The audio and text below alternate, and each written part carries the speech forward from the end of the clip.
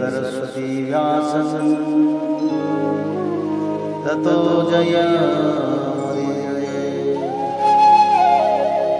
मूकं करोति वाचालं पंगुलंघयते यत्कृपातमहं वन्दे परमानन्दमाधवो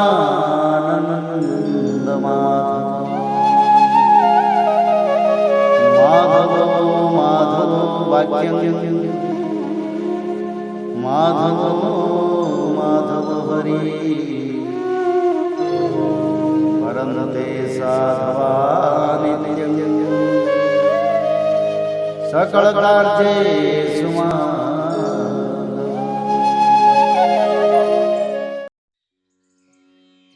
अथ विंशोऽध्यायः। ब्रह्मा जी की रची हुई अनेक प्रकार की सृष्टि का वर्णन। शौनक जी कहते हैं, सूत जी, पृथ्वी पर आधार पाकर स्वयंभू मनु ने आगे होने वाली संतति को उत्पन्न करने के लिए किन किन उपायों का अवलंबन किया। विदुर जी बड़े ही भगवत भक्त और भगवान श्री कृष्ण के अनन्य सुदयी थे। इसलिए उन्होंने अपने बड़े भाई धृतराष्ट्र को उनके पुत्र दुर्योधन के सहित भगवान श्री कृष्ण का अनादर करने के कारण अपराधी समझकर त्याग दिया था। वे महर्षि द्वैपायन के पुत्र थे और महिमा में उनसे किसी प्रकार कम नहीं थे तथा सब प्रकार भगवान श्री कृष्ण के आश्रित और कृष्ण भक्तों के अनुगामी थे। तीर्थ सेवन से उनका अंतःकरण और भी शुद्ध हो गया था। उन्होंने कुशाव्रत क्षेत्र हरिद्वार में बैठे हुए तत्वज्ञानियों में श्रेष्ठ मैत्रेय जी के पास जाकर और क्या पूछा। सूत जी, उन दोनों में वार्तालाप होने पर श्री हरि के चरणों से संबंध रखने वाली बड़ी पवित्र कथाएं हुई होंगी, जो उन्हें चरणों से निकले हुए गंगा जल के समान संपूर्ण पापों का नाश करने वाले होंगी। सूत जी, आपका मंगल हो। आप हमें भगवान की वे पवित्र कथाएं सुनाइए। प्रभु के उदार चरित्र तो कीर्तन करने योग्य होते हैं। भला ऐसा कौन रसिक होगा जो श्री हरि के लीलामृत का पान करते करते तृप्त हो जाए। नैमिषारण्यवासी मुनियों के इस प्रकार पूछने पर उग्रश्रवा सूत जी ने भगवान में चित्त लगाकर उनसे कहा, सुनिए।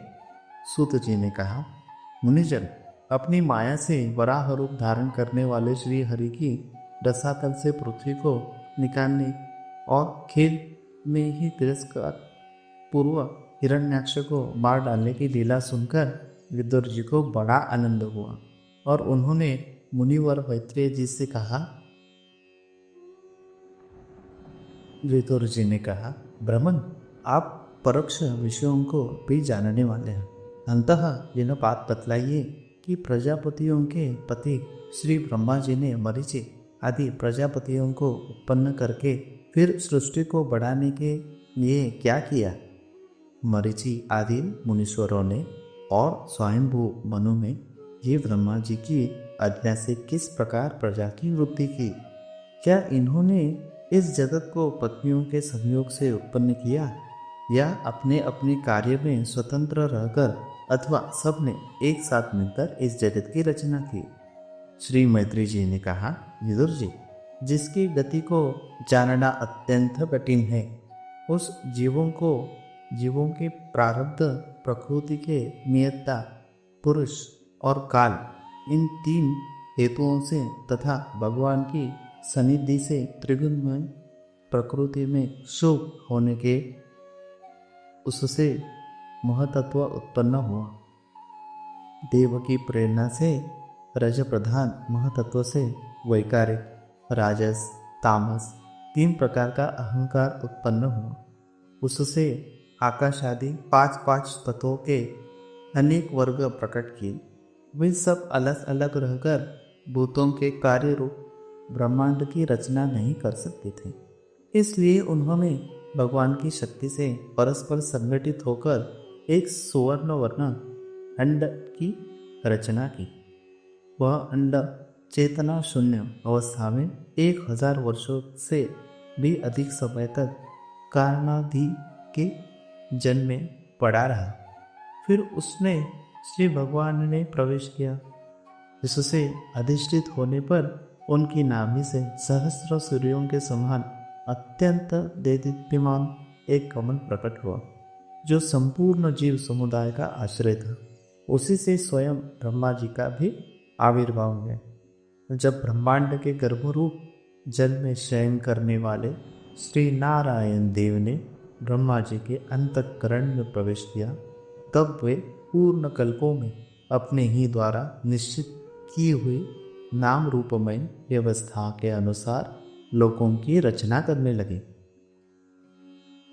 सबसे पहले उन्होंने अपनी छाया से तन्मिश्र, अंधता मिश्र, तम, मोह और महामोह ये 5 प्रकार की अविद्या उत्पन्न की।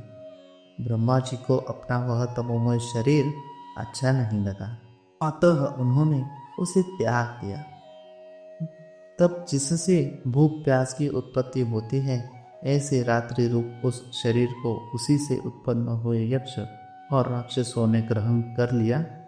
उस समय भूख प्यास से अभिभूत होकर वे ब्रह्मा जी को खाने को दौड़ पड़े और कहने लगे, इसे खा जाओ, इसकी रक्षा मत करो, क्योंकि वे भूख प्यास से व्याकुल हो रहे थे।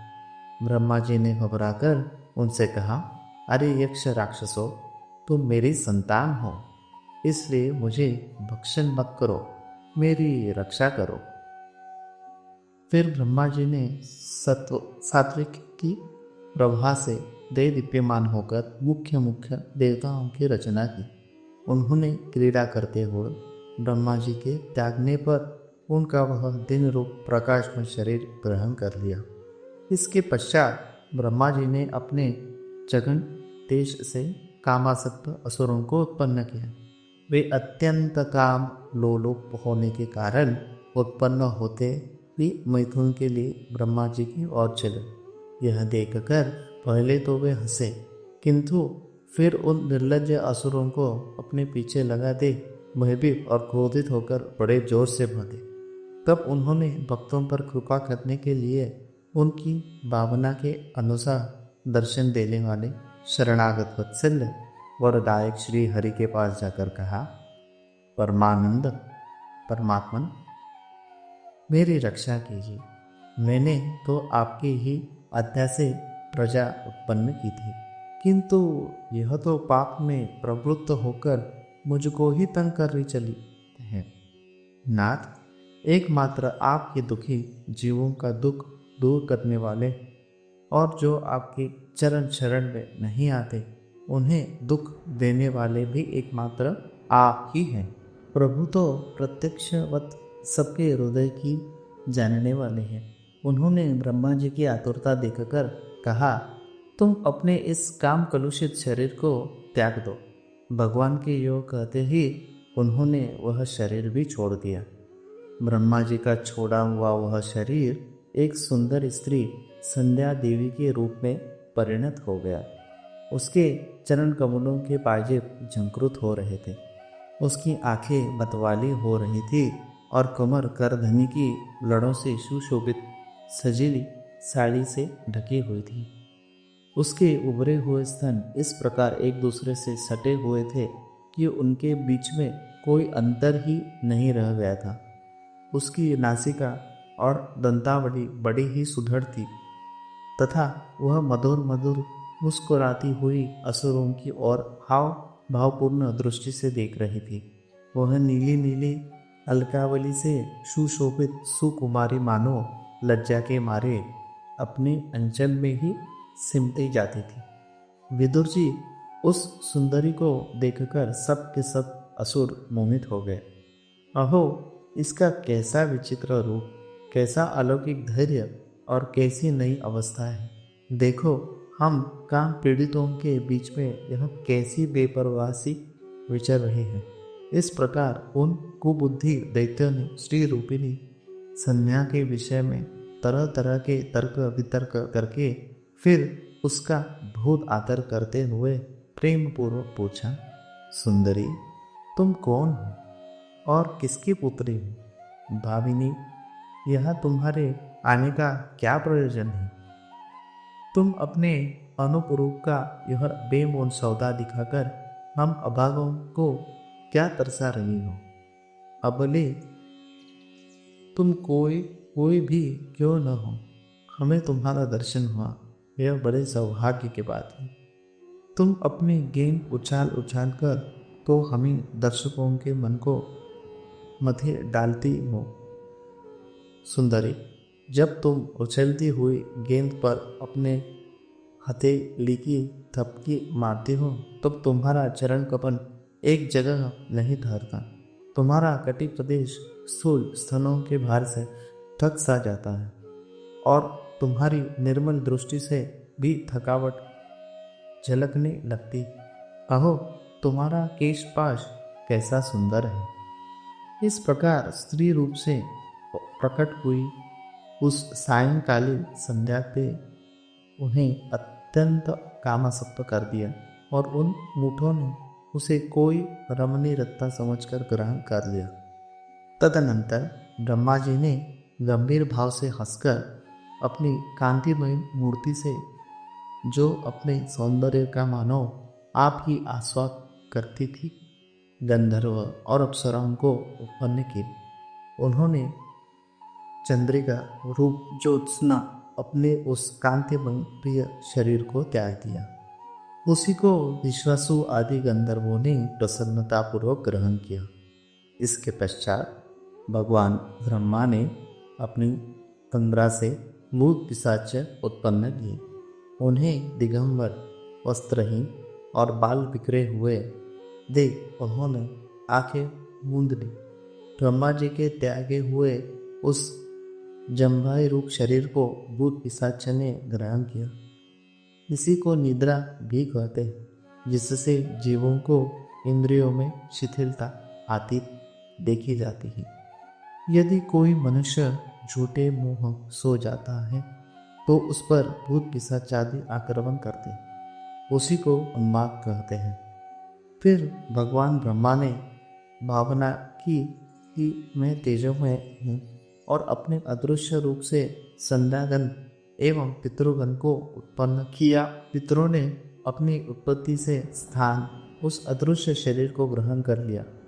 उसी को लक्ष्य रखकर पंडित जन श्राद्धादि के द्वारा पिता और साध्य गणों को क्रमशः का पिंड और हव्य अर्पण करते हैं। अपनी तिरोधन शक्ति से ब्रह्मा जी ने सिद्ध और विद्याधरों की सृष्टि की और उन्हें अपना अंतर्दान नामक अद्भुत शरीर दिया। एक बार ब्रह्मा जी ने अपना प्रतिबिंब देखा, तब अपने को बहुत सुंदर मानकर उस प्रतिबिंब से किन्नर किम पुरुष उत्पन्न किए। उन्होंने ब्रह्मा जी को त्याग देने पर उनका वह प्रतिबिंब शरीर ग्रहण किया।